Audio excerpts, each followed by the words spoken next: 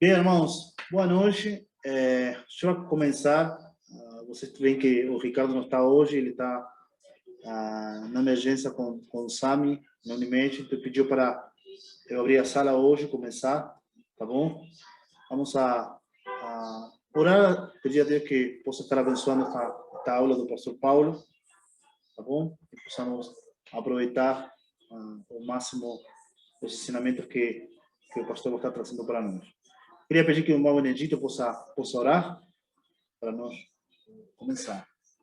Certo, positivo. Vamos orar.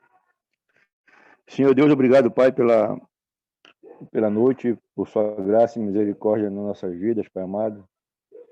E eu te peço lá, Pai, pelo Ricardo, pela Sami, Senhor Deus, esteja com eles ali, Pai. E também agora por nós, pelo estudo da sua palavra, sobre missões, Pai, que nós possamos compreender e venha praticar, Pai amado, aquilo que vamos aprender agora, no decorrer da nossa vida, a gente possa estar, de alguma maneira, fazendo missões, Pai. Muito obrigado, Pai, por cada um dos irmãos aqui presentes e também pelo pastor Paulo, que vai estar nos ensinando, Pai. Obrigado, Senhor Deus, por tudo. Nós oramos em nome de Jesus. Amém, Senhor Deus. Amém. Amém. Obrigado, Benedito. Bem, pastor Paulo, o senhor, fica à vontade. Qualquer dúvida, qualquer coisa, a gente está por aqui, tá bom? Bom, gente, estamos mais um tempo aqui para conversar sobre missões, sobre a história, na verdade, né? A história de missões. E vamos conhecer mais um pouco da nossa história, ou a história do avanço da igreja, né? As coisas boas que aconteceram, as coisas até que não foram coisas boas que aconteceram, mas tudo contribuiu para o avanço, né, da Igreja do Senhor aqui na Terra. E continuamos nessa luta de levar o Evangelho a toda criatura. Eu vou compartilhar aqui a tela, acho que já fizemos um teste aí, ela já apareceu. Então, eu não poderia deixar de começar a aula de hoje, nesse dia, sem homenagear as mulheres pelo Dia Internacional da Mulher. As mulheres têm uma importância muito grande no avanço da Igreja, embora a história, aqueles que escreveram a história não destacaram muito o trabalho da mulher, mas nós temos muitas mulheres que foram assim muito importantes na expansão da igreja, e tem sido, né, até hoje, tem sido muito atuantes no avanço da igreja. Então, eu quero parabenizar vocês, mulheres, que estão estudando, estão reservando esse tempo, deixando de fazer outras coisas para estar aqui, talvez até cansada das coisas, né, do dia a dia, das atividades do dia. Nós reconhecemos que as mulheres têm um trabalho assim, muito árduo dentro de casa, cuidando da casa, cuidando dos filhos, cuidando do marido, cuidando de tantas coisas, né, de coisas da igreja. Então, chega numa hora dessa, aí o cansaço pode abater. Mas graças a Deus porque vocês estão aqui e sintam-se todas as mulheres homenageadas, né, por nós, não somente nesse dia de hoje, mas todos os dias. Então, grande abraço aí para todas as nossas irmãs em Cristo. Bom, vamos continuar o nosso bate-papo sobre a história. Vamos falar sobre o período da pré-reforma, o período que antecipou a reforma que é datada lá de 31 de outubro de 1517, por Martinho Lutero. Bom, mas para chegar a esse momento da reforma em 1517, muita coisa aconteceu. Muitas coisas rolaram, vamos dizer assim. Coisas boas e coisas que foram desagradáveis, mas aconteceram. E a reforma que aconteceu em 1517 não foi algo que aconteceu assim da noite para o dia. Não foi o Martinho Lutero lá que escreveu 95 teses, botou lá na Catedral de Wittenberg lá e pronto. Não foi assim. Uma coisa que foi trabalhada, né? Ela foi progredindo, vários personagens foram contribuindo para que chegasse daquele ponto da reforma. Então, a pré-reforma foi esse período que aconteceu antes da reforma. Alguns datam de 500 em diante, outros falam de 400 em diante, mas o importante é que muitas coisas aconteceram antes da reforma, né, que foi assim foi se estruturando para que a reforma pudesse acontecer. Então, a pré-reforma é isso, né? Esse período ocorrido antes da reforma, criando a estrutura necessária para que a reforma acontecesse lá em 1517. É importante a gente lembrar, eu tenho dificuldade para guardar datas e não quero também forçar vocês a gravarem datas, mas essa é uma data que não dá para esquecer, né? A reforma religiosa ou a reforma protestante aconteceu no dia 31 de outubro de 1517, lá na Alemanha, por Martinho Lutero. Então, a igreja cresceu, né? A igreja estava crescendo. Desde o período dos apóstolos, a igreja foi crescendo. Temos visto esse crescimento, cada semana estamos olhando e vendo a igreja crescendo. A igreja cresceu rapidamente no início, por causa da sua ligação com Cristo, porque os apóstolos e os seguidores dos apóstolos, os seguidores de Cristo, estavam realmente ligados com o Senhor, ligados com Cristo. Viviam aquilo que nós chamamos de intimidade com Deus, né? Intimidade com Deus. Aquele relacionamento íntimo com o Senhor, com a sua palavra, seguindo passo a passo as orientações que o Senhor deu através da sua escritura.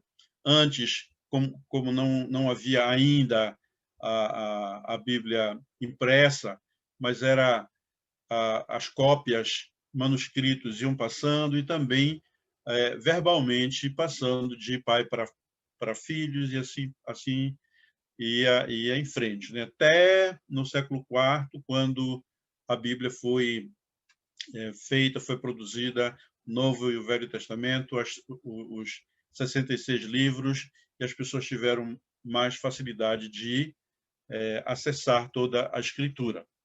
Então, a igreja foi crescendo. E com o tempo, o sistema religioso foi sugando toda a energia da igreja e ela se tornou praticamente infrutífera. Ela parou de crescer em termos de qualidade, ela parou de crescer em termos espirituais. Aquilo que nós vimos na aula passada sobre a glória da igreja sendo abafada naquele período sombrio. Então, houve esse período em que a igreja foi perdendo a sua essência. Então, aqui eu quero convidar você para abrir a sua Bíblia, aqui em 1 Coríntios, capítulo 3. É um texto, com certeza, bem conhecido de todos, mas eu quero refletir um pouquinho aqui naquilo que o apóstolo Paulo escreveu 1 Coríntios, capítulo 3, versículo 9.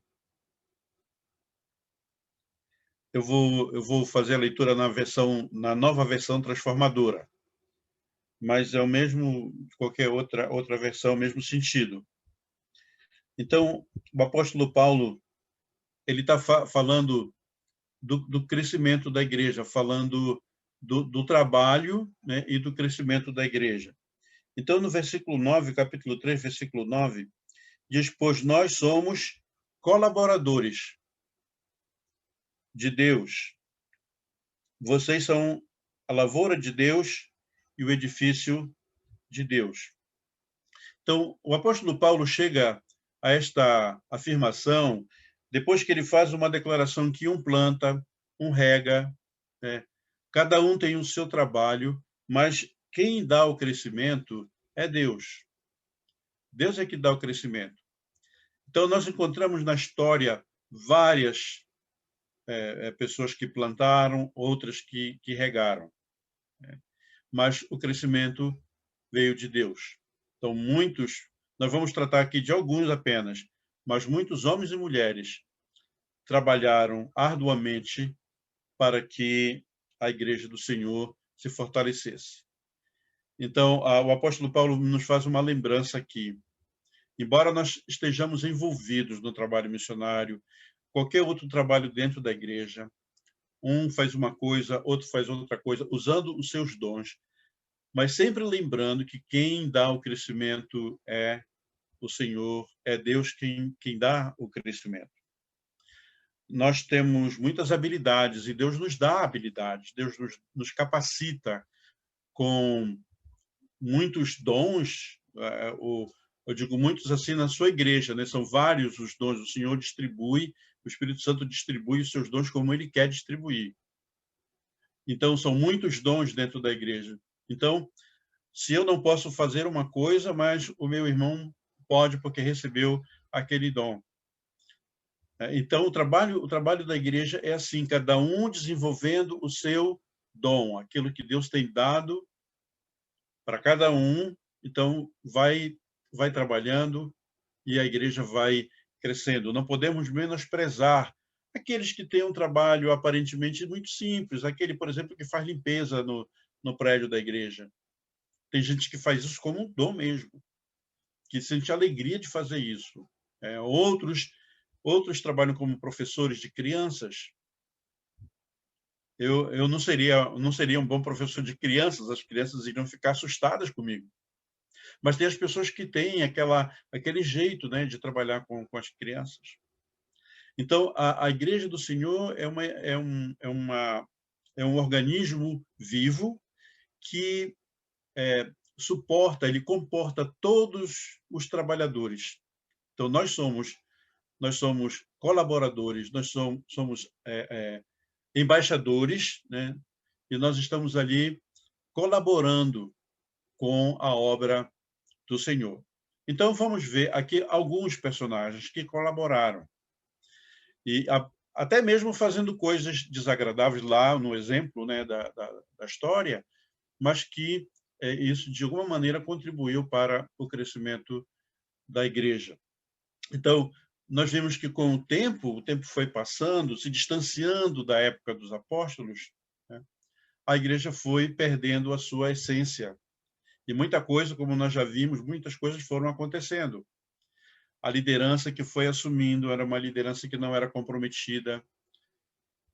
As pessoas não tinham intimidade com Deus e muitos queriam apenas os cargos.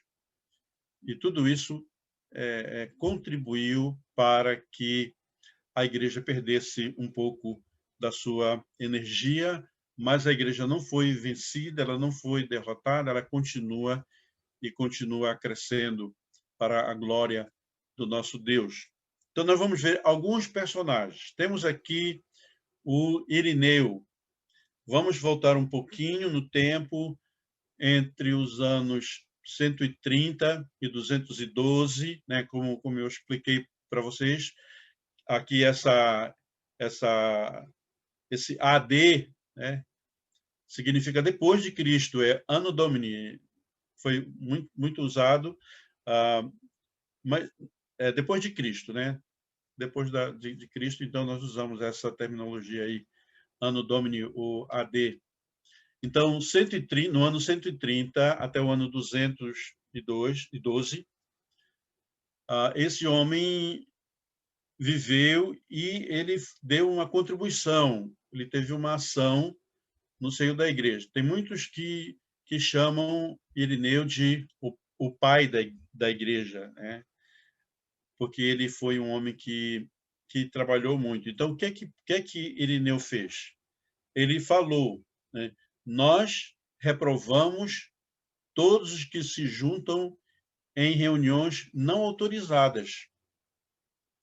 O Irineu, embora fosse uma pessoa muito dedicada, mas chegou numa compreensão de que o clero era que determinava, era a igreja que determinava. Ninguém poderia se reunir se não fosse pela autorização da igreja, a igreja no sentido, o clero, né, os líderes.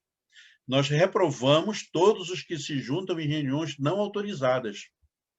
Isso estava tirando a liberdade das pessoas de se juntarem, né, de reunirem, de adorarem a Deus assim, juntamente, né? E também Irineu fez uma afirmação. Ele disse, afirmamos que a tradição dos apóstolos que foi organizada em Roma pelos dois apóstolos gloriosos, Pedro e Paulo, chegou ao nosso tempo através de uma sucessão de bispos. Então, quem tinha a palavra final era o bispo. Quem tinha a palavra final era a autoridade. Eu vi outro dia alguém comentando de pastores que estão aí na mídia, dizendo assim, olha, eu discordo de Paulo em tal situação. Aí ele disse, mas eu posso, porque é uma relação de apóstolo para apóstolo. Imagina, né? Atualmente, uma pessoa se manifestando contrário à palavra de Deus, contrário ao apóstolo Paulo, porque ele se intitula apóstolo. Então, a palavra dele, né, ele pode discordar, ele pode dizer o que ele quer dizer, porque ele é apóstolo, ele se acha no direito de duvidar da palavra bíblica, duvidar do apóstolo Paulo. Então, aí há pessoas que vão realmente vão seguir, há pessoas que vão obedecer isso. Irineu teve essa atitude, né, dizer para o povo, olha, o que nós decidimos aqui é aquilo que foi decidido lá em Roma, aquilo que Paulo, Pedro falou, mas nós, os bispos, que somos sucessores, é que determinamos o que vai acontecer. Era uma liderança autocrática, né? Uma liderança impositiva. Quando Pedro, a gente sabe, né, que Pedro falou totalmente diferente. O apóstolo Pedro falou que aquele que vai exercer o episcopado, né, vai exercer o pastorado, deve ser uma pessoa humilde, deve ser uma pessoa que não tenha ganância, uma pessoa que não seja aquela pessoa dominadora, né? Nós encontramos aí no escrito do apóstolo Pedro. Então, esse homem foi um que agiu nesse sentido. Temos Constantino, né, que nós já ouvimos, do Constantino, 236, aliás, 275 a 326, né, 313, ele determinou que todas as pessoas que estavam lá no Império eram cristãs, ele acabou com a perseguição ali, então ele casou com uma mulher cristã, mas ele era filho também de uma mulher cristã, filho de Helena, que inclusive a Igreja Católica a tem como santa, Santa Helena. Ela era mãe do Constantino. Então, Constantino oficializou o cristianismo para ser a religião oficial do Império. Ele construiu grandes templos e também onde foi usado imagens no culto. Muitas imagens foram colocadas ali. E desenvolvimento de cerimônias, né? As várias cerimônias, reuniões, os eventos eram realizados ali, desculpa, realizados ali nos templos que foram construídos lá por Constantino. Nós temos Cipriano, o bispo de Cartago, ano 320. Então, esse homem disse: não pode ter Deus como seu pai sem a igreja como sua mãe. Então, a ideia era de que a salvação não é pessoal, mas vem da instituição. A salvação é pela igreja. Essa era a ideia do Cipriano. Então, ele disse, não pode ter Deus como pai sem a igreja como mãe. Então, a autoridade era colocada sobre o povo, né? A autoridade do clero. Era o clero que tinha autoridade. Agora, nós sabemos que a liderança de uma igreja é uma liderança dada por Deus e Deus manda que nós sejamos obedientes aos nossos líderes. Devemos orar pelos nossos líderes, mas os nossos líderes que andam de acordo com a palavra de Deus. Deus não nos manda obedecer líderes que estão fora da palavra de Deus. Então, aqui, o Cipriano estava colocando uma imposição sobre o povo, né, sobre os irmãos, principalmente os irmãos mais simples, mais humildes, para que houvesse esse domínio, né, sobre o povo. E a igreja, então, vai perdendo a sua essência, ela vai perdendo o seu brilho no meio do povo. Mas temos esse homem aqui também, Agostinho. Há muita coisa que poderíamos falar sobre Agostinho, mas o nosso tempo não nos permite falar, mas é uma boa ideia para a gente pesquisar sobre Agostinho. Agostinho viveu nesse período de 354 a 430. Então, Agostinho buscou a verdade em várias filosofias, em várias religiões, mas ele se converteu mesmo quando ele encontrou o livro de Romanos, ele leu o livro de Romanos, e quando ele leu o livro de Romanos, ele teve a compreensão realmente do que era o plano de Deus para a humanidade. O meu professor foi meu pastor, meu primeiro pastor na Igreja dos Irmãos, e foi meu professor também no seminário Graça, pastor George Johnson. Ele disse uma vez que uma pessoa que lê o livro de Romanos é uma pessoa, ela se torna uma pessoa diferente, né? Não é mais a mesma pessoa. Quando a pessoa lê o livro de Romanos, ela é outra pessoa, é uma pessoa transformada. Aqueles que realmente vão seguir, realmente há uma transformação. Então, Agostinho, ele foi estudar o livro de Romanos, e ali, no livro de Romanos, ele compreendeu o plano de Deus, né, para a humanidade. Então, ele influenciou muitas pessoas através das suas confissões, os seus escritos, uma espécie de diário, né, que ele escrevia, lembrando da sua infância. Então, como ele confessava, né, as coisas que ele fazia, que ele pensava. Então, essas confissões ajudaram muito as pessoas.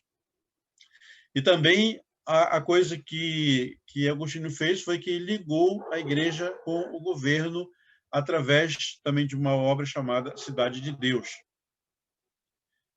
Então, mostrando essa ligação, essa relação, né, da igreja com o Estado, em que a liderança do Estado, os reis, os imperadores, eles recebiam autoridade divina, eles tinham autoridade divina. Então, veja que, entre coisas boas, foram colocadas também coisas que não são bíblicas.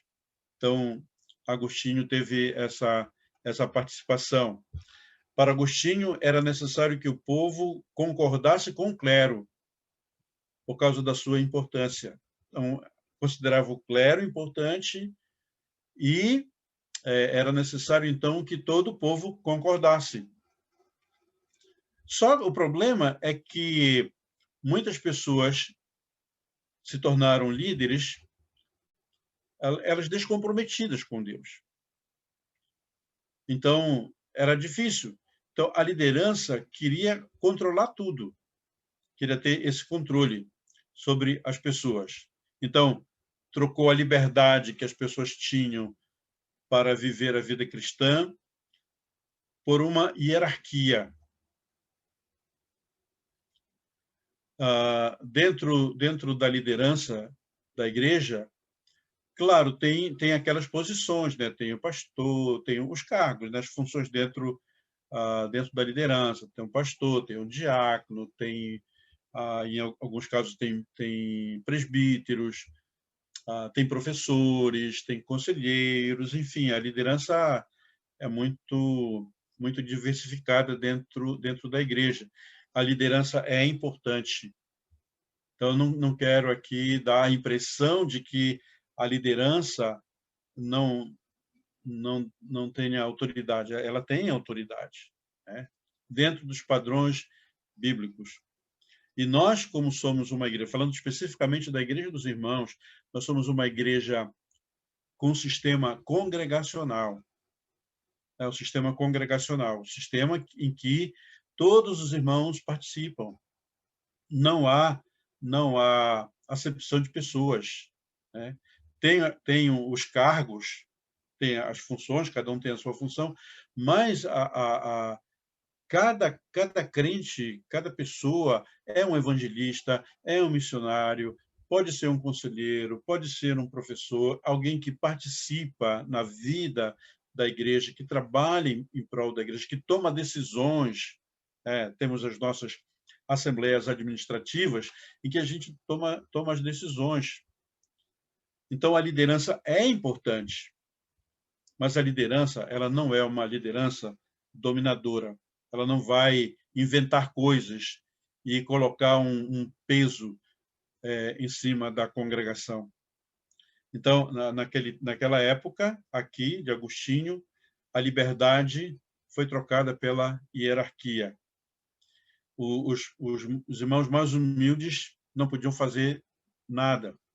Também foram colocados os dogmas. E a igreja, que é considerada um organismo vivo de Deus, se tornou uma organização, uma instituição.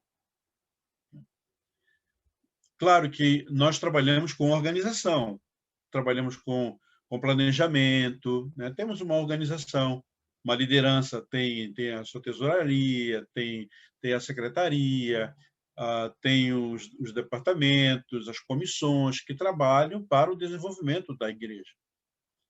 Não há problema com a organização. Deve haver organização. Ninguém pode fazer a obra do Senhor de uma maneira relaxada. Tem que ter organização, tem que ter liderança. Mas a igreja aqui se tornou simplesmente um grupo, uma organização, uma instituição. Deixou de ter de ser aquele organismo vivo, né? E por falar em dogmas, eu vou mostrar para vocês alguns dogmas que foram colocados, foram muitos. Há uma lista de 45 ou 47, se não me engano, que são distribuídos em 8 temas. Mas temos alguns dogmas aqui, vou mostrar para vocês. O dogma, por exemplo, da Imaculada Conceição e Virgindade Perpétua de Maria. quando nós estudamos a Bíblia, nós percebemos claramente que Maria teve outros filhos. Quando fala dos irmãos de Jesus, então algumas pessoas acham que não está falando isso de uma maneira alegórica, né? Uma figura de linguagem, mas entendemos na literalidade da Bíblia. Então, nós entendemos que Maria teve outros filhos depois, né, com José. Mas esse foi um dogma, então a virgindade perpétua de Maria. E também outro dogma, que Maria é mãe de Deus. Maria não pode ser mãe de Deus. Ela foi a mãe do menino Jesus. Ela foi a mãe de Jesus Cristo. Né? Que Deus deu essa capacidade para ela de ser a mãe, né, do Filho de Deus, algo que o Espírito Santo fez mesmo, né, como nós conhecemos, que a Bíblia relata. Nós respeitamos Maria, nós honramos Maria pelo que ela foi, né, pelo que ela representou dentro da história de Cristo e a história da igreja até hoje.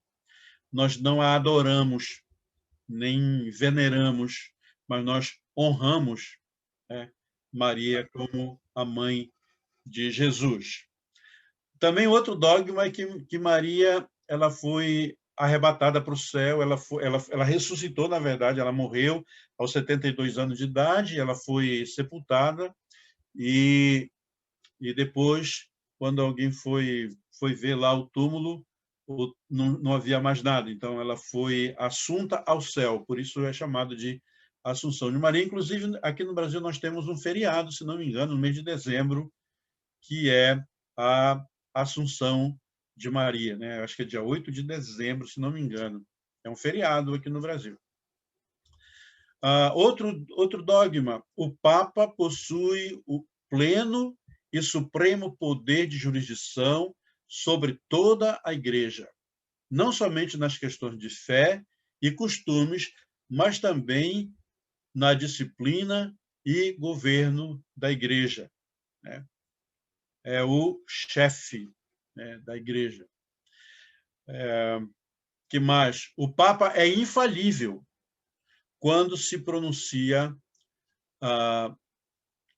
ex cátedra. Essa aqui é uma expressão latina, né? Mas a ideia de que o Papa não falha, o Papa não peca, o Papa não comete erros. E na história dos papas nós vimos muitos erros. Não há pessoa infalível. Se você acha que eu sou infalível, pode mudar de pensamento, porque eu não sou infalível. Todos nós falhamos em alguma coisa. Todos nós erramos em alguma coisa, né? Nós falhamos. E o Papa falha. Eu estou trabalhando com a minha classe dos jovens na escola dominical e ontem nós estudamos sobre a vida de Noé. Noé, a Bíblia diz que Noé era um homem justo, Noé era um homem íntegro, Noé era um homem que andava com Deus. Olha só, né? Que coisa! Era um homem justo, era um homem íntegro, andava com Deus, ele foi obediente a Deus, Deus mandou ele construir a arca, ele construiu, da maneira como Deus determinou, ele fez, durante o tempo, né? Todo aquele tempo que passou, ele trabalhando, ele sendo criticado, as pessoas estavam xingando dele, mas ele estava ali trabalhando, obedecendo aquilo que Deus ordenou. Então, um homem íntegro, um homem que realmente marca a história, né, da humanidade entre o período antediluviano e o pós-diluviano. Então, era um homem que era o cara, né? Mas ele falhou.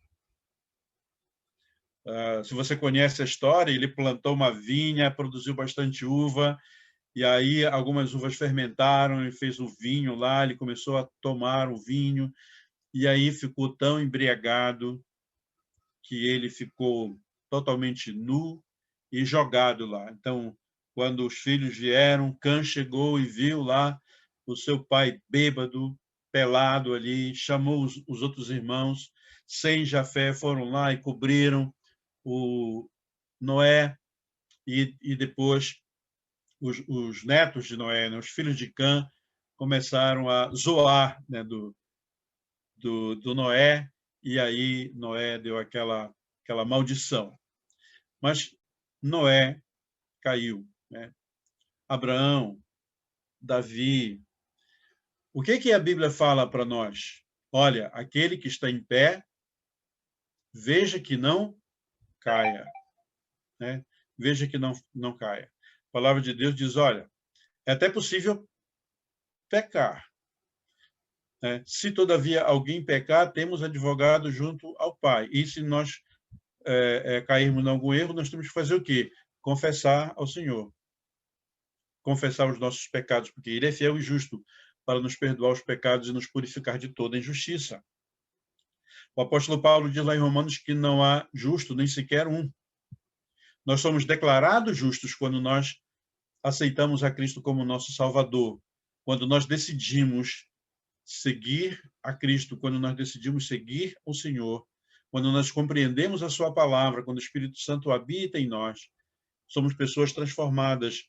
Nós entramos num novo relacionamento com Deus. Vivemos em intimidade com Deus. E, apesar disso, podemos cair, mas a palavra de Deus nos diz que nós devemos nos manter firmes sempre. Então, não é correto dizer que o Papa é infalível. Outro dogma, a Igreja recebeu de Cristo o poder de perdoar os pecados cometidos após o batismo. Esse é um dogma, né? A Igreja recebeu de Cristo o poder de perdoar os pecados cometidos após o batismo. Quem perdoa é o Senhor. Nós perdoamos as pessoas e devemos perdoar as pessoas.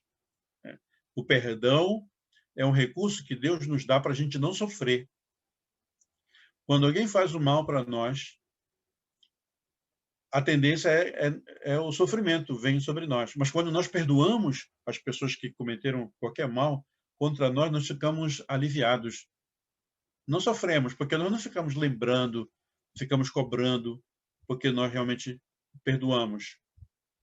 Mas não é a instituição, né, a organização, no caso aqui era a organização, que perdoava os pecados após o batismo. Outro dogma, Cristo está presente no sacramento do altar pela transubstanciação de toda a substância do pão e em seu corpo, em seu corpo, e toda a substância do vinho em seu sangue. O que quer dizer isso? Quando nós participamos da ceia, que nós colocamos aquele pão que representa o corpo de Cristo, né? A aliança do corpo de Cristo, aquele pão se transforma em carne, né? Se transforma realmente na carne de Cristo. Isso é a transubstanciação. E quando nós tomamos o cálice, aquele suco de uva ou vinho, né? Aquele cálice, se diz que o vinho, quando entra no nosso organismo, se transforma no sangue de Cristo. Isso é a transubstanciação. Nós compreendemos que isso tem um valor simbólico. Jesus falou assim, fazei isto em memória de mim. Este é o meu corpo que foi dado, né? Comei dele todo. Né? Esse é o sangue da nova aliança, bebei do sangue da nova aliança, mas isso não, de fato, não é o sangue de Cristo que é transformado do vinho no nosso corpo. Então, nós cremos que há um simbolismo, isso é simbólico. Né? Jesus falou, fazei isto em memória de mim todas as vezes que vocês participam desse momento. Então, não é verdade que o pão se transforma em carne e o vinho se transforma em sangue. Entendemos que Cristo está presente, né? Cristo está presente mas não há essa transubstanciação. E também há o dogma do purgatório.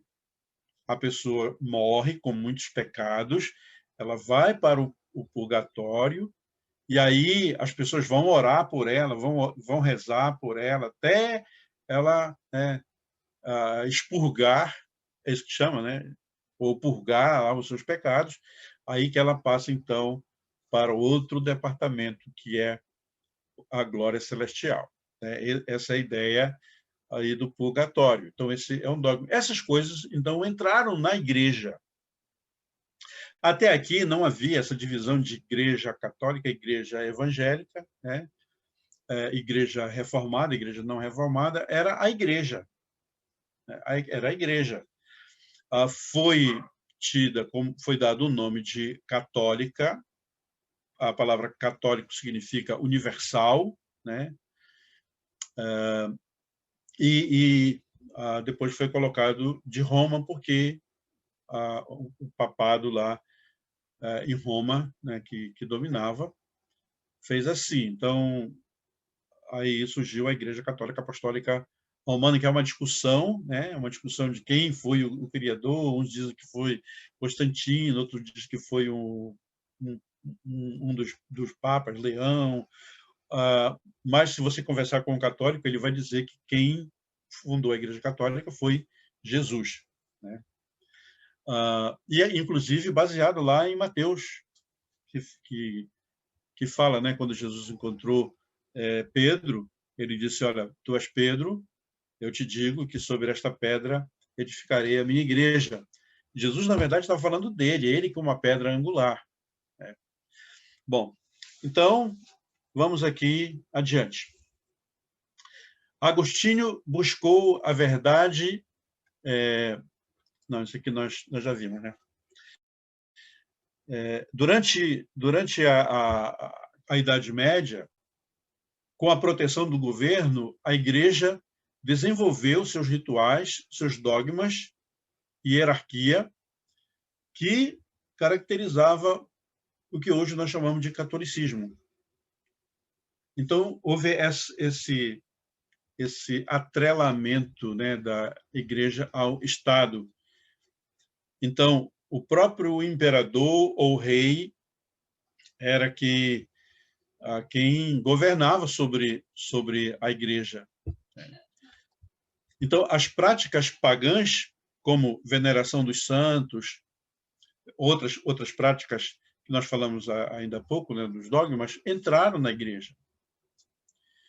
Isso foi ruim, porque o povão, vamos dizer assim, elas não tinham opção, elas tinham que obedecer. Se elas não obedecessem, elas eram castigadas, e muitas delas foram mortas.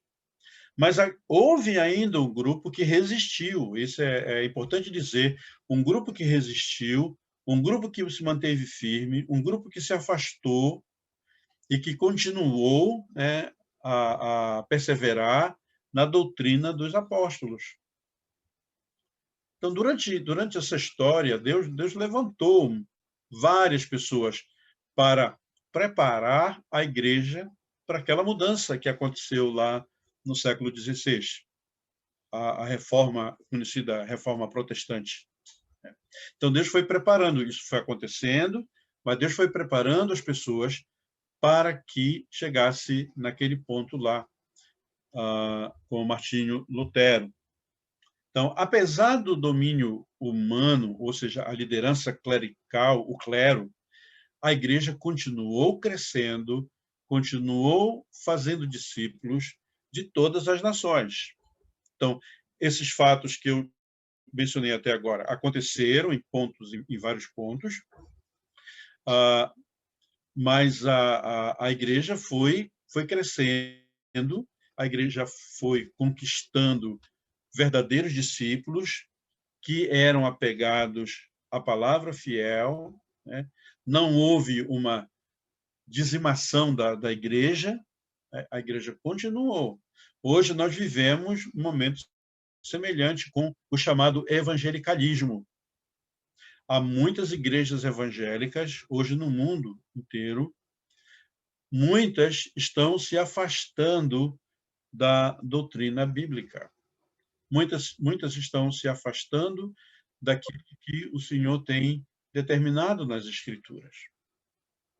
Que nós continuemos firmados na palavra, levando o verdadeiro, o santo evangelho a toda criatura. O nosso lema continua: a Bíblia, toda a Bíblia, nada além da Bíblia. Precisamos conhecer Cristo e fazê-lo conhecido de todas as nações. E quero fazer uma pausa aqui para fazer essa reflexão com vocês. Hoje, pleno século XXI, com toda essa pandemia que nós estamos vivendo, na história da igreja houve pandemia também, daqui a pouco a gente vai falar sobre isso, mas hoje nós estamos vivendo uma pandemia muito grande e a coisa está piorando, né? A situação está difícil em muitos lugares, não somente no Brasil, em outros países avançados, né? Com muita tecnologia, com muito conhecimento, com a ciência avançada, mas aí as pessoas estão sendo duramente afetadas por essa pandemia. E nós somos a igreja, nós somos o povo de Deus, estamos inseridos aqui. O que Deus quer fazer através de nós? Continua o mesmo projeto de Deus.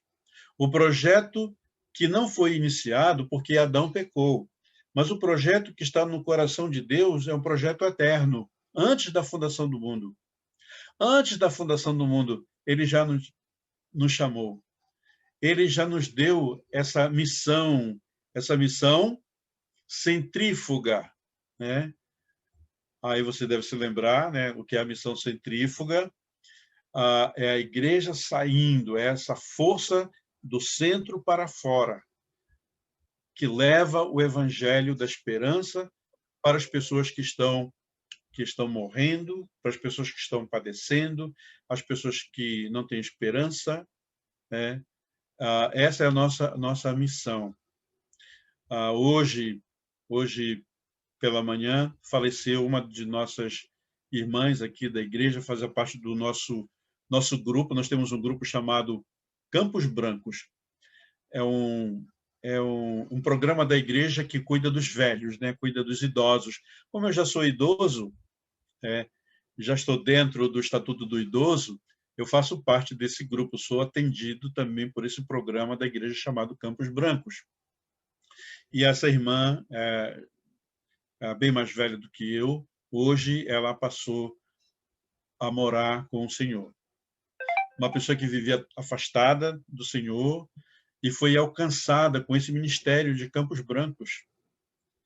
E ela conheceu a Cristo e, apesar já da idade avançada, apesar das dificuldades na área da saúde, ela se manteve firme, se manteve fiel, e hoje o Senhor a chamou e ela está com o Senhor já.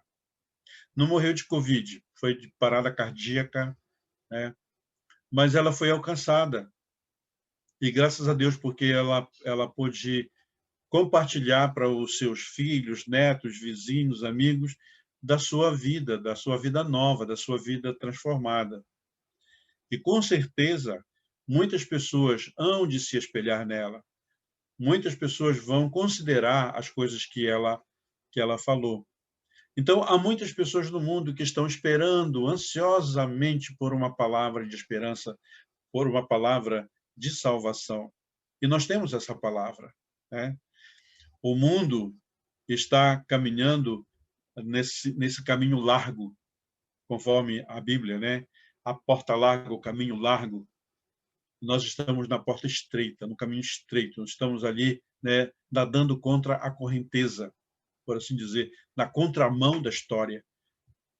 E é um trabalho que deve ser feito, um trabalho que deve ser estimulado, um trabalho que nós devemos falar para os nossos irmãos da igreja, estimular os irmãos, convidar as pessoas para orar sobre isso, convidar as pessoas para se envolver com isso, para ajudar um missionário que foi lá trabalhar com os índios, que foi para um outro país, né, que está servindo o Senhor em vários lugares. temos que estimular, levar a igreja a fazer isso, olhar para uma cidade próxima ou distante, olha, é aí que nós queremos plantar uma igreja, é nessa cidade, nessa vila, nessa aldeia, nós queremos levar o evangelho, vamos nos juntar para fazer isso, vamos, se nós não podemos sozinhos, mas vamos juntar com outra igreja, mas isso deve ser uma pregação constante, né? Uma fala constante no nosso meio, para que a igreja não fique parada, mas para que a igreja avance, né, cada vez mais na sua obra missionária. Então, apesar do domínio humano, a igreja avançou, ela continuou crescendo. Apesar da pandemia que nós estamos vivendo, a maneira como o mundo vive hoje, a igreja continua crescendo e devemos continuar servindo o Senhor. Agora, gente, nós vamos fazer um período, eu vou pedir aí para o Marcos me ajudar nessa área. Então, nós vamos fazer um período de bate-papo, oração, por 15 minutos. 15 minutos. Três ou quatro pessoas. Eu fico de fora, e aí o Marcos vai fazer a divisão aí das salas, 3 ou 4 componentes por cada grupo, para tratar do seguinte: o que podemos aprender com o processo da reforma, esse processo que foi, né, até chegar à reforma, que pode ser útil para a igreja hoje. O que a gente pode aprender da história, né, que pode ser útil para a igreja hoje? Então, para conversar, vocês baterem um papo sobre isso, compartilhar um com o outro e ter um tempo de oração. Talvez 15 minutos vai ser pouco, né, Marcos? Sim. Quanto o senhor quer? Coloca 20 minutos. Ah. Depois a gente continua, ok? Ok, todos já estão de volta. O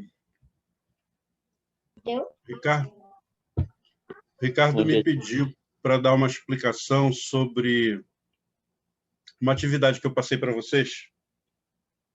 Pediu para fazer uma explicaçãozinha. Então, eu vou fazer isso agora, tá bom? Eu pedi para vocês fazerem um comentário, não é para escrever um jornal, um comentário pequeno, né? Também eu não determinei quantas linhas, não precisa ser muita coisa. 5 princípios que você pode encontrar no texto de Atos, capítulo 13, de 1 a 4. Ali tem várias coisas que aconteceram, né? Tem alguns princípios que a gente pode utilizar para desenvolver. Então, eu vou dar uma ajudinha aqui para vocês. Eu vou ler o texto.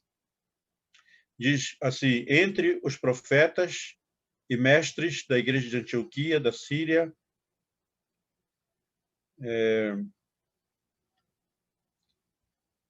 estava o Barnabé, Simeão, chamado Negro, Lúcio de Cirene, Manaém, que tinha sido criado com o rei Herodes,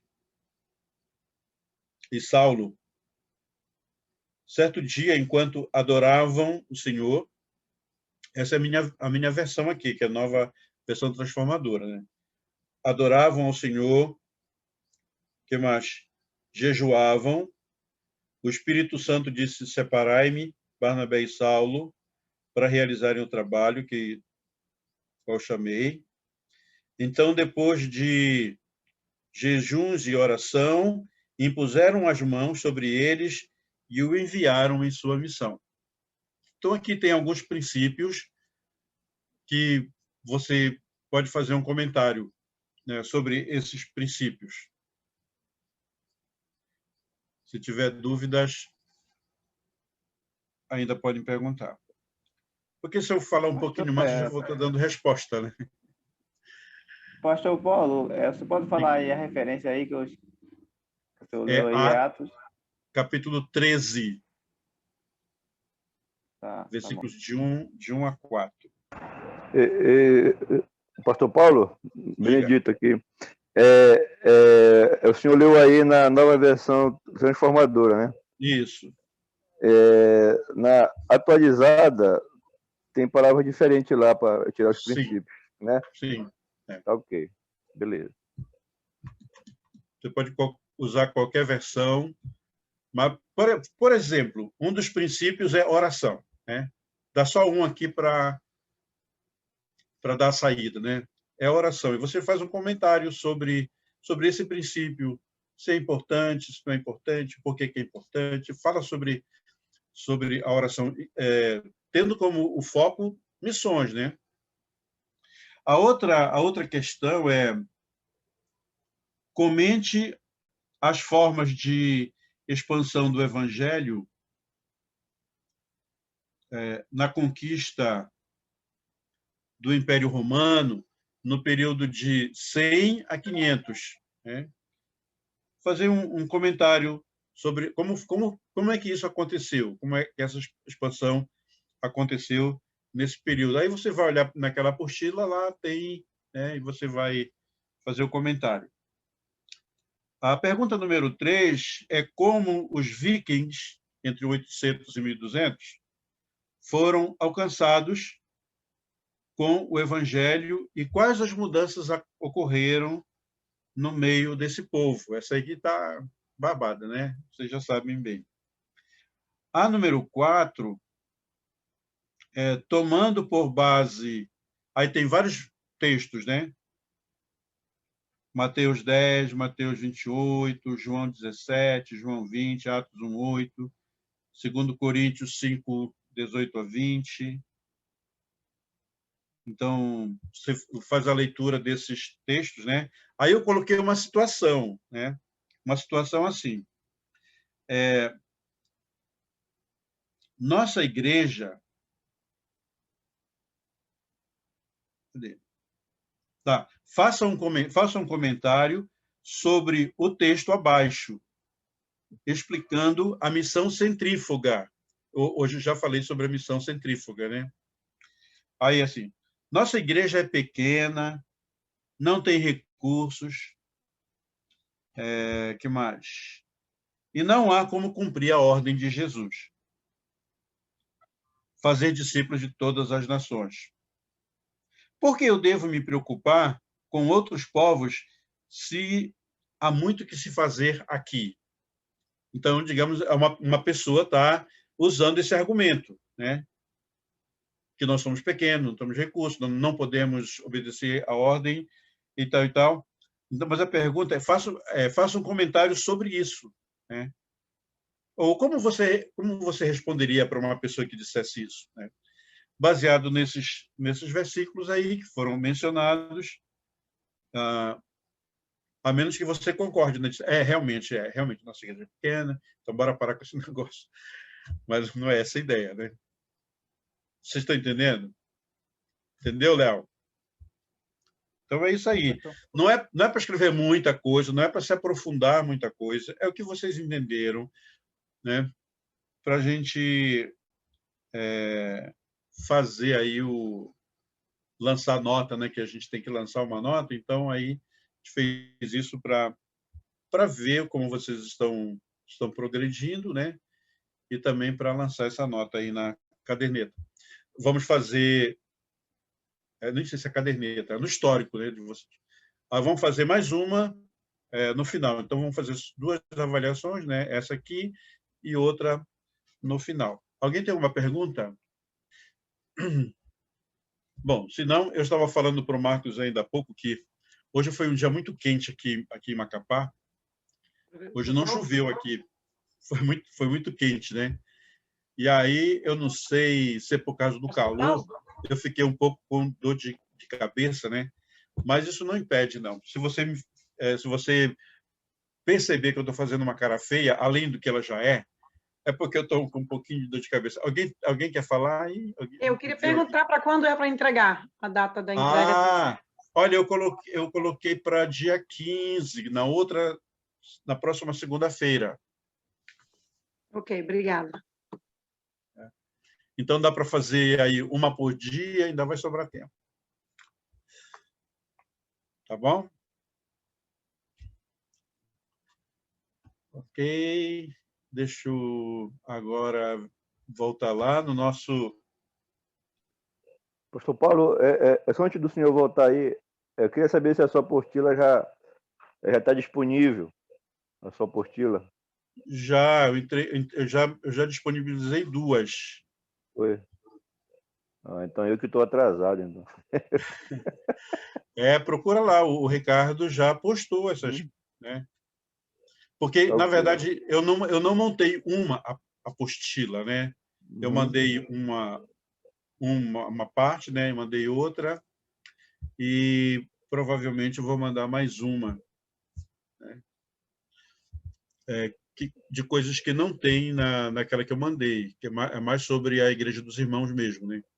Ah, tá ok, então. Vou falar com ele, então, tá? Obrigado, tá? Tá ok. Deixa eu ver aqui, vamos... Então, vamos continuar sobre a nossa história de missões. Agora vamos falar desse personagem aí, Gregório I. E a foto aí do bispo de Roma, Gregório I. Então, o Gregório, ele fortaleceu a hierarquia, porém ele rejeitou o título de Papa. Ele rejeitou, mas de qualquer maneira ele foi chamado, né? Gregório I foi chamado, mas ele não queria ser chamado de Papa. Então, o que ele fez? Ele estabeleceu o sistema de penitência. Um sacrifício, e hoje, principalmente aqui no norte, né, tem muito isso, né, as pessoas pagarem penitências.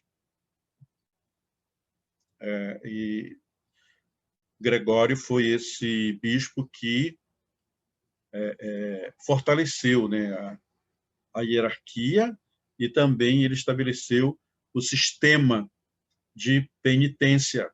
Tem que pagar uma penitência por alguma coisa errada que fez, por algum pecado, tem que pagar a penitência. Também ele desenvolveu a liturgia da igreja, todo aquele processo de leitura, de repetição de orações, de rezas e a entrega, né, do pão e do vinho. Então, aquela liturgia foi o Gregório I que estabeleceu.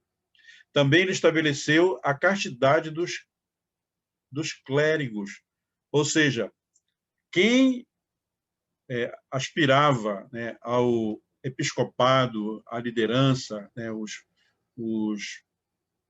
pastores, os padres, eles não podiam casar, não podiam ter contato sexual, né?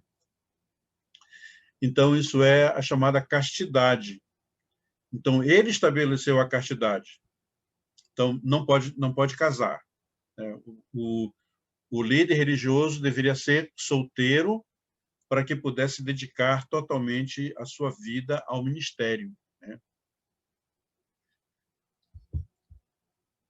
Gregório I também preocupou-se com a conversão dos jovens povos e da nova organização civil da Europa.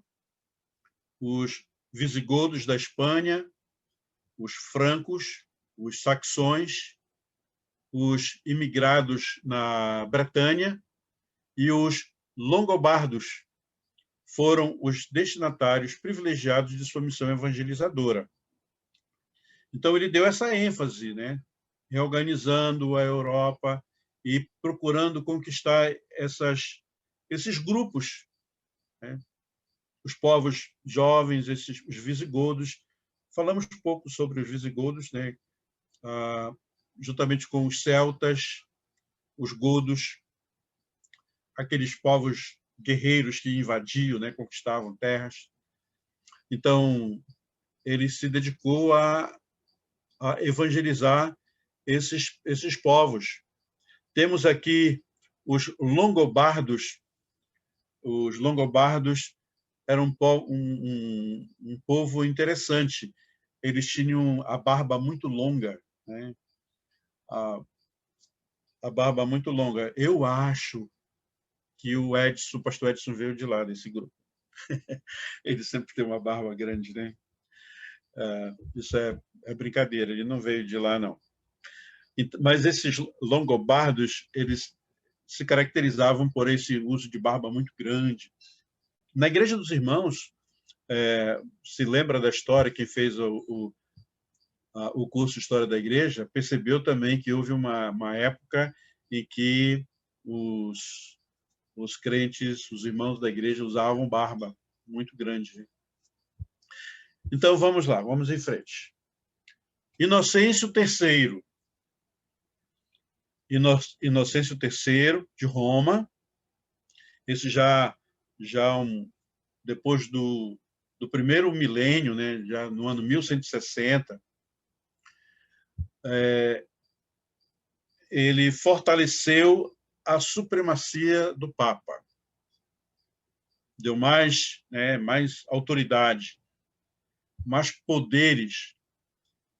Então, ele desenvolveu muitas doutrinas e práticas da Igreja Católica. Ele promoveu as cruzadas, nós já vimos, né, a conquista dos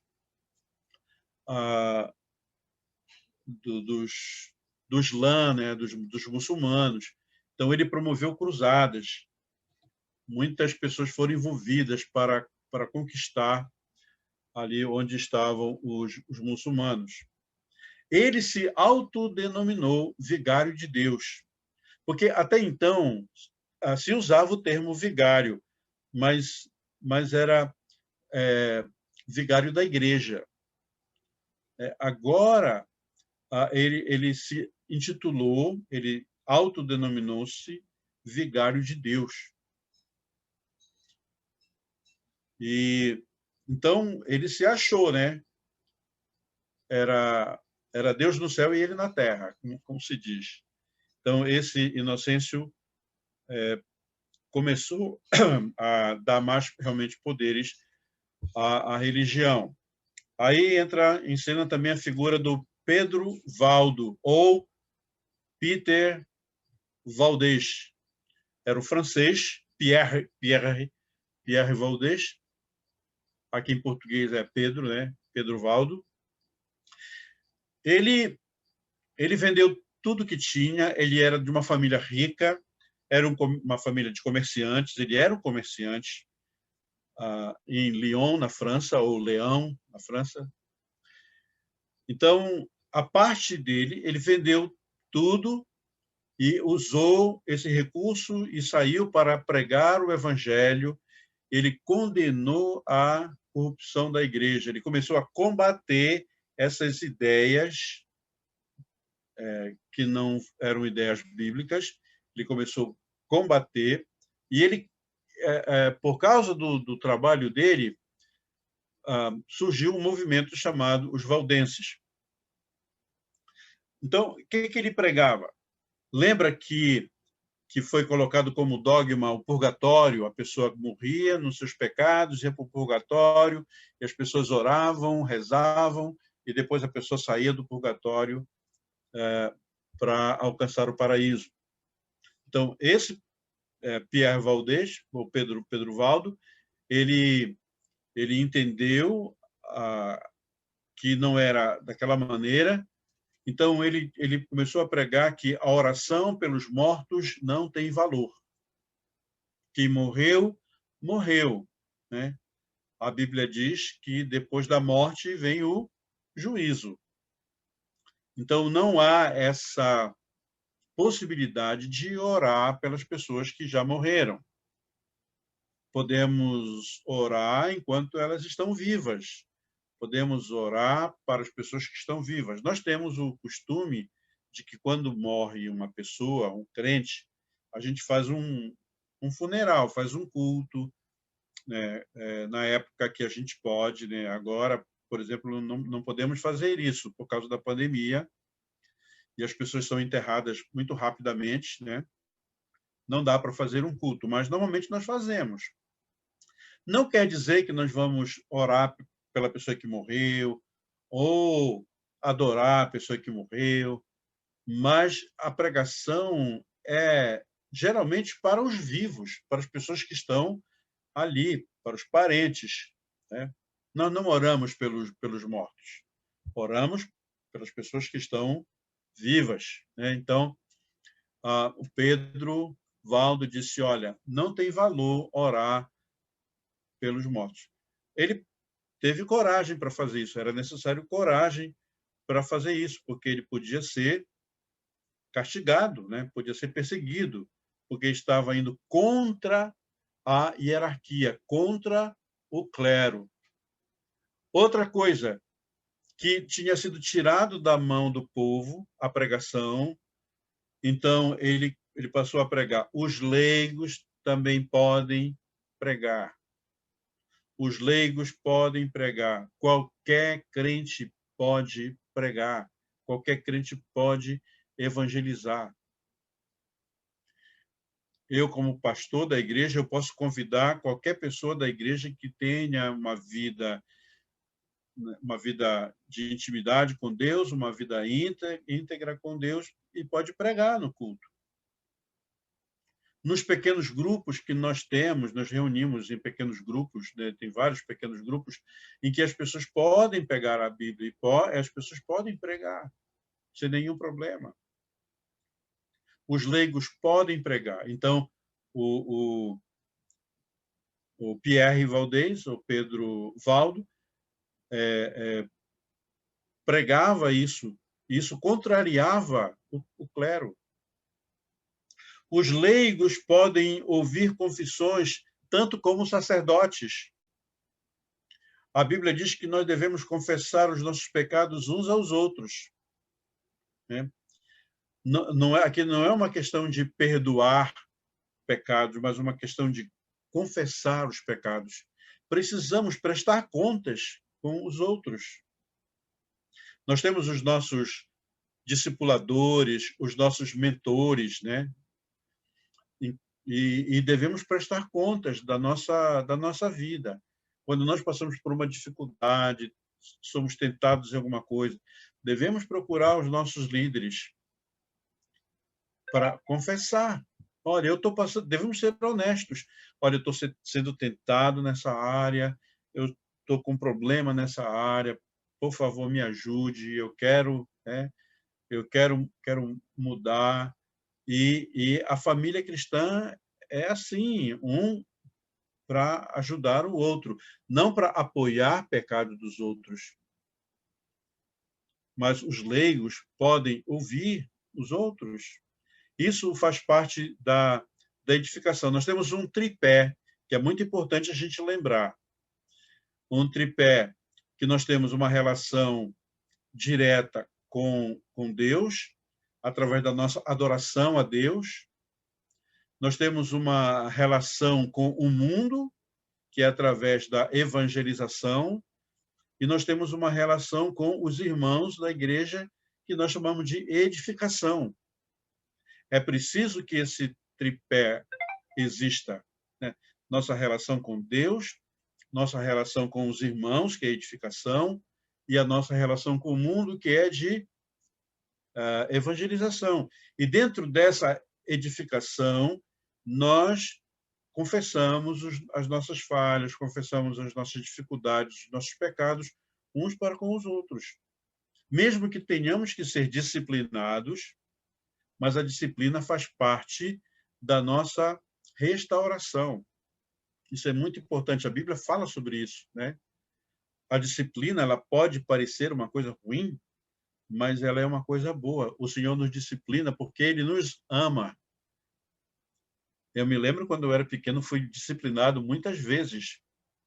Não porque os meus pais, meus avós, eu não fui criado pelos meus pais, fui criado pelos meus avós, mas eu apanhei dos meus avós, apanhei das minhas tias,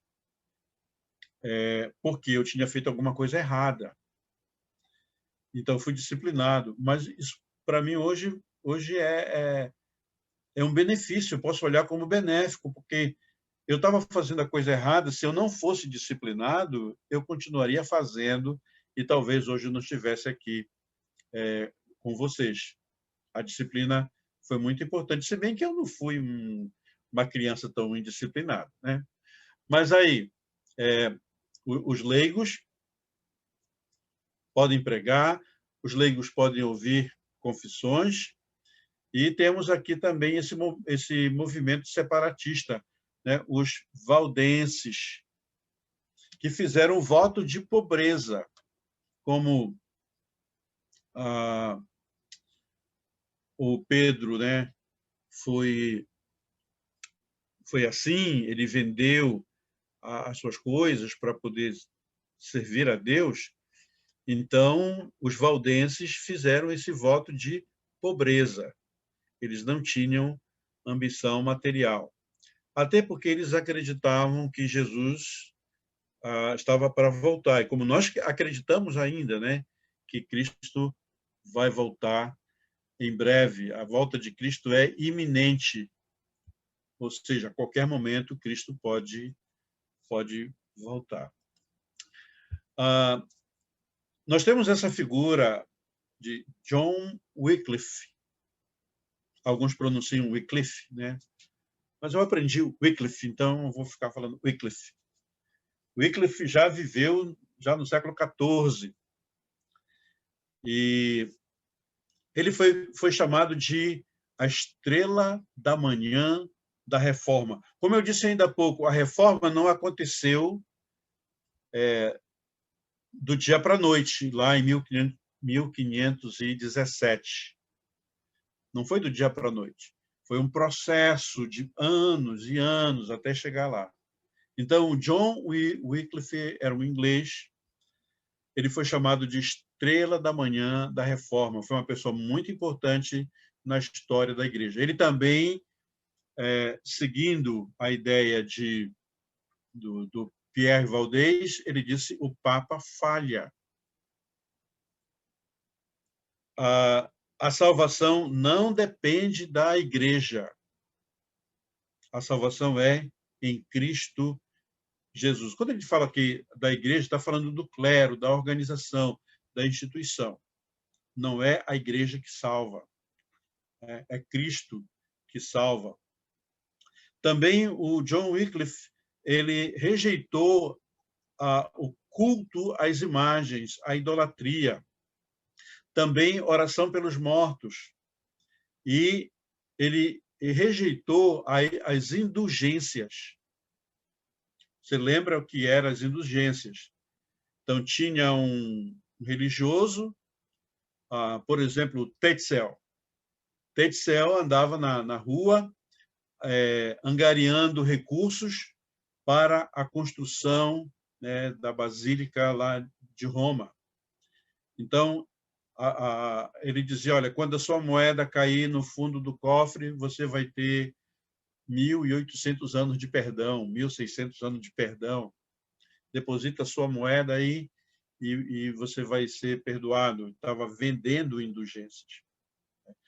Também se vendia pedaços do osso do jumentinho que José usava para transportar Maria com Jesus, né, quando eles tiveram que viajar aí em cima do jumentinho. Então, os ossos daquele jumento eram vendidos, né, os pedaços, para angariar recursos. Também pedaços da cruz de Cristo eram vendidos para angariar recursos. E as pessoas compravam. Então, John Wycliffe condenou esse tipo de prática. Mas sabe que hoje ainda existe, né?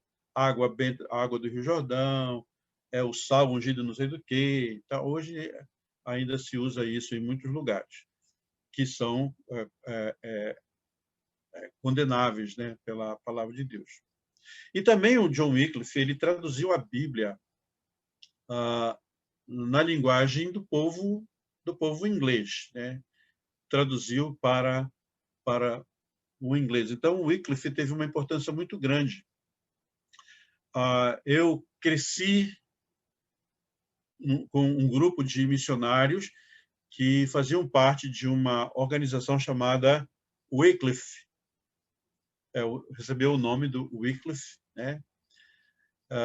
Que era uma organização específica para tradução da Bíblia. E ali em Ananindeua, ali em Coqueiro, tinha uma grande área. Depois o pessoal chamou de AVA por causa da escola, né? Associação Vale Amazônico. Mas ali era Wycliffe, era uma região, um lugar em que os missionários moravam e ali eles também trabalhavam na tradução da Bíblia. Então, muitas aldeias aqui da Amazônia hoje têm a Bíblia por causa do trabalho dessa organização chamada de Wycliffe. Hoje é Além, lá em Brasília, sediado em Brasília. Então, John Wycliffe, ele conviveu no meio de uma igreja em declínio. Então, havia incertezas, pressões muito grandes nessa época. Também houve uma pandemia, a peste negra varreu a Inglaterra, grande parte da Europa e em outros lugares. Então, disse que 1/3 da população da Terra morreu por causa dessa pandemia da peste negra. O clero era normalmente inculto e imoral. As pessoas não tinham preparo e elas eram pessoas imorais. Altos cargos na igreja eram comprados ou dados como favores políticos. Você me apoia como político, então eu te dou um cargo na igreja, né? Ou quem tinha dinheiro poderia comprar um cargo e se tornava um líder. Veja que isso é totalmente fora dos padrões bíblicos. Aos ingleses desagradava enviar dinheiro para um papa em Avignon, e estava sob a influência do inimigo da Inglaterra, o rei da França. O rei da França, inimigo da Inglaterra, e os ingleses eram obrigados a mandar dinheiro, né, para o Papa, que estava lá em Avignon, no sul da França. O controle dos salários relegava os pobres a uma vida miserável, né, uma existência marginalizada, e conduziu à violenta revolta dos camponeses na Inglaterra em 1381.